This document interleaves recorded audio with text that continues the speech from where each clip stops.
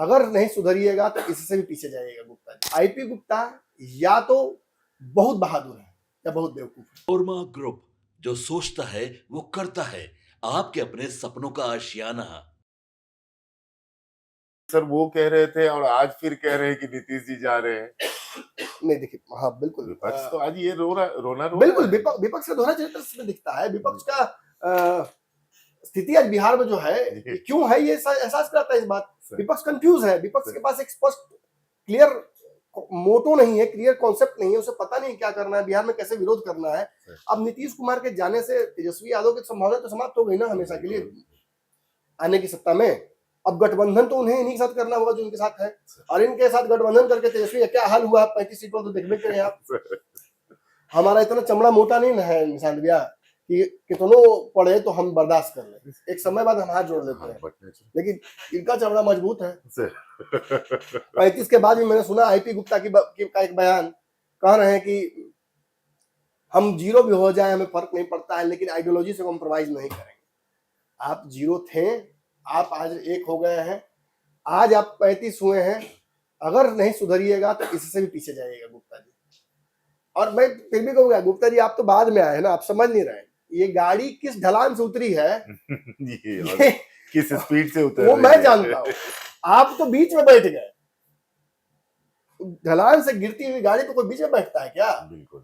आप या तो बहुत, मैंने पिछली बार भी कहा था, बहुत पहले मैंने कहा था कि आईपी गुप्ता या तो बहुत बहादुर है या बहुत बेवकूफ है, इन दोनों में से कुछ हो सकता है। बहुत बहादुरी उस गाड़ी में बैठेगा या कोई बेवकूफी बैठेगा जो ढलान से नीचे जा रही हो, क्योंकि वो ऊपर तो जाएगी नहीं। अब ऊपर जाएगी तो करेंट खींचना पड़ेगा, नीचे जाने की संभावना 100% है। और आज राज्यसभा का चुनाव हो जिसमें इसकी आपने चर्चा की कि 6 प्रत्याशी हो गए हैं, 5 गो सीटें हैं। ऐसा भी नहीं पहले होता था, लेकिन अब ये भी परिस्थितियां आ गई हैं। क्यों आई हैं? विपक्ष बिहार में कमजोर है इसलिए। एडी सिंह का जाना राज्यसभा लगभग असंभव सा लग रहा है, लेकिन चलिए अब तो 16 तारीख को ये सब कुछ होगा। मैं तो आज एक इनफैक्ट मुलाकात हुई है एआईएमएम के विधायकों की से। हाँ, वो आईपी गुप्ता कोशिश पूरा कर रहे हैं, जितना बेमत है उतना लगा रहे हैं, जितनी हैसियत है जितना औकात है सब आईपी गुप्ता अपना लगा दे रहे हैं।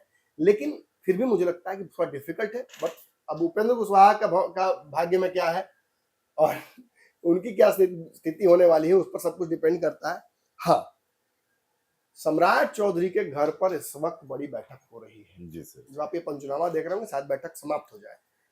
उस बैठक का सबसे बड़ा फलसफा जो है वो यही है कि सम्राट चौधरी दिल्ली से आए हैं, मैंडेट क्या होगा, सरकार की स्वरूप क्या होगा, सरकार क्या फ्रेश मैंडेट की तरफ जाएगी या वर्तमान ही मंत्रिमंडल को रिशफल कर दिया जाएगा, इस पर एक बड़ी लंबी चर्चा दिल्ली में हुई है। कैसे गवर्नेंस होगा? अगर भाजपा की तरफ हम देखते हैं तो भाजपा कितनी तैयार है, आप इस बात से एनालाइज कर सकते हैं कि भाजपा ने बिहार के राज्यपाल तक को बदल दिया है जी, पड़ोसी राज्य के राज्यपाल को भी बदल दिया है जी। और ऐसी परिस्थितियां बना दी हैं भाजपा ने जिससे लग रहा है कि भाजपा अपने मुख्यमंत्री की तैयारी में लग गई है। और नीतीश कुमार का मान लेना कि वो राज्यसभा जा रहे हैं, this completely seals the deal. Bihar ही नहीं बंगाल में भी सर, बिल्कुल। और यह एहसास करा दिया है कि बिहार भाजपा के लिए बहुत महत्वपूर्ण है। बिहार गेटवे है बंगाल का और बाकी राज्यों का, असम का। और भाजपा यहाँ से जो लेकर आई है दिल्ली से, उत्तर प्रदेश में जो भाजपा के पास है, बिहार में अब आ गया है, उसे वो लेकर बंगाल होते हुए असम तक चली जाएगी और फिर चिकन नेक पूरा भाजपा अपने कंट्रोल में करेगी। Bhajpa comes with a plan और वो प्लान अब दिखने लगा है।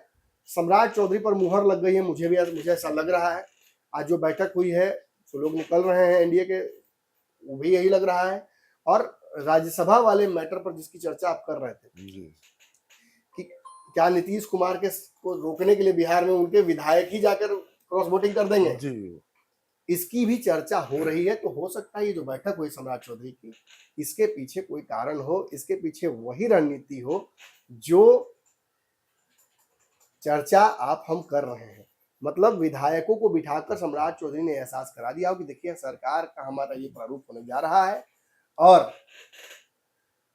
कोई क्रॉस वोटिंग नहीं करेगा। अच्छा, कोई ऐसा खेल नहीं करेगा। हमने सजाया है ई होम्स पैनोरामा को हमने बनाया है। ई होम्स मेरा एक सपना था जिस पे मैं पिछले 4 साल से काम कर रहा था। हमने जो बनाया है वो सबने है माना। ई होम्स पैनोरामा में हो आपका भी आशियाना। और फाइनली हमने 2021 में इस प्रोजेक्ट को लॉन्च किया। बहुत लोग अप्रिशिएट कर रहे हैं कि पूर्णिया जैसे शहर में, बिहार के, एक तो बिहार की बात करें उसमें भी पूर्णिया जैसे छोटे जगह में इस तरह का लाइफस्टाइल देना, ये सुन के हम लोगों को बहुत अच्छा लगता है। ई होम्स में हमने कुछ और भी किया है, जैसे हम जिस जगह में रह रहे हैं हमारे फैमिली सिक्योर हो, उनको सिक्योरिटी का ध्यान में रखा है। आपकी सुविधा और सुरक्षा आपके लिए खास है, ये आपका विश्वास है। इसमें आर्टिफिशियल इंटेलिजेंस का 7 लेयर सिक्योरिटी का हमने इस्तेमाल किया है। लस ग्रीन कैंपस को बनाया है। यदि हमारा बाउंड्री वाल है तो वो वर्टिकल गार्डन है। ये जितनी भी फैसिलिटी होता है एक इंटरनेशनल टाउनशिप में, ई होम्स है, ये हम लोग विश्वास नहीं कर पा रहे हैं। जो भी हमारे मित्र दोस्त या जो भी हमारे बाहर के बाहर आते हैं तो हम लोगों को बहुत अच्छा सुनने को मिलता है और बहुत अच्छा क्रेडिट मिल रहा है। वो सारा हमने सिर्फ एक बिल्डिंग नहीं बनाया, हमें एक बहुत अच्छा लाइफस्टाइल दिया ई होम्स में, और मेरा एक सपना था जिसको मैं आज फुलफिल होते हुए देख रहा हूँ। ये आपका आवास है। ई होम्स पैनोरामा में अब आपका निवास है।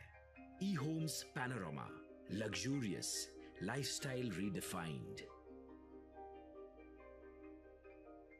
पनोरमा ग्रुप, जो सोचता है वो करता है। अगर ये वीडियो पसंद आई और वह बिहार के राजनीति और बिहारियत से सरोकार रखेनी तो सब्सक्राइब बटन दबा के चैनल के सब्सक्राइब कर ली। ओजे एगो घंटी बा, ओकरा बटन दबा देला से कुल सटीक और मारक खबर रुआ मुफ्त में मिल जाई।